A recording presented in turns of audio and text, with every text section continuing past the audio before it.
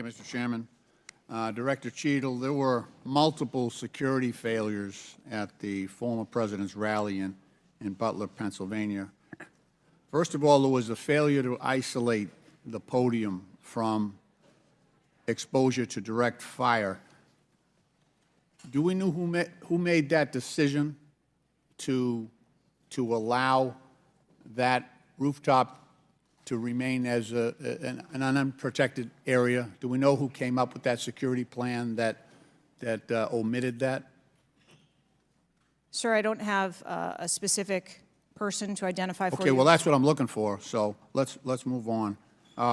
There's also a breakdown in security and failure to confront the shooter over an hour before the former president began his remarks, when the shooter was identified as a person of interest.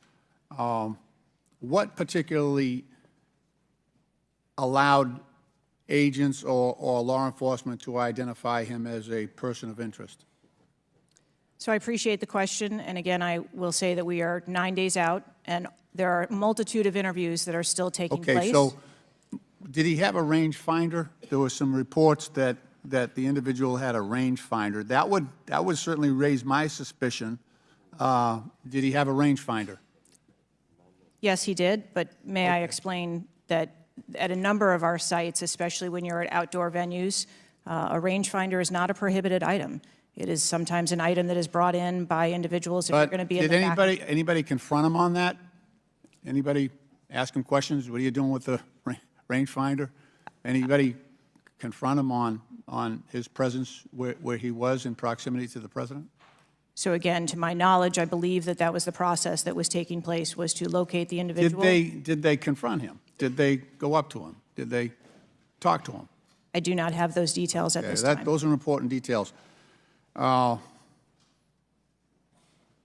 was also a failure to communicate between law enforcement to act quickly upon information provided by either local law enforcement or rally attendees that the suspect was positioned on the roof. There were minutes of delay before any meaningful action was taken, even though he was several hundred feet from the podium, and this was obviously minutes before the shooting. Let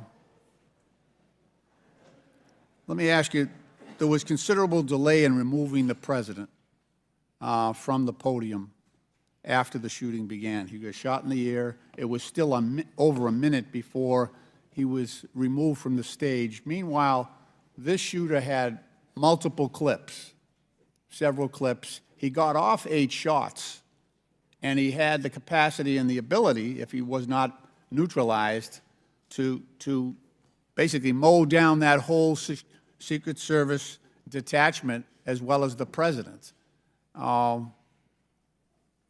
What, from your own investigation, caused that delay under the circumstances?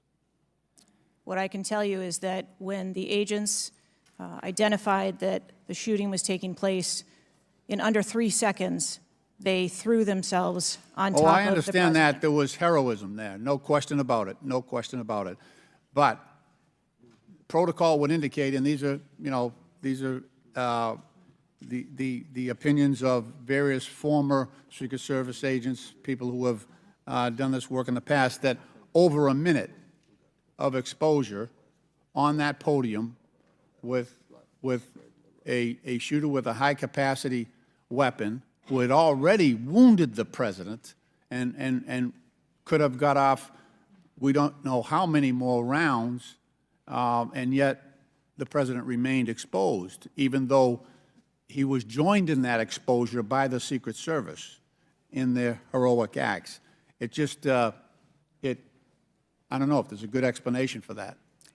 Our personnel created a body bunker on top of the president. I get that. Shielding him. Yeah, this was an AR-15 style weapon that would have made pretty quick work if he was determined and able to do so.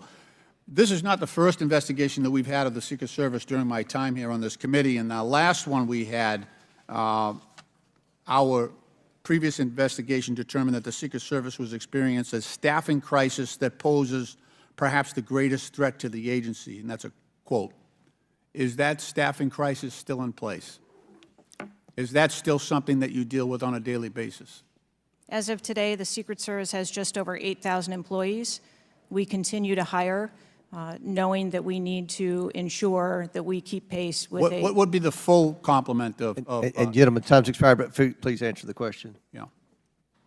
I'm sorry. What would be the full complement that you're looking for? You've got 8,000, and how many would be a full complement for the service? So we are still striving towards a number of 9,500 employees approximately in order to be able to meet future and emerging needs. Okay, thank you, Mr. Chairman, for your courtesy. I yield back. Chair recognizes Dr. Fox from North Carolina. Thank you, Mr. Chairman. Director Cheatle.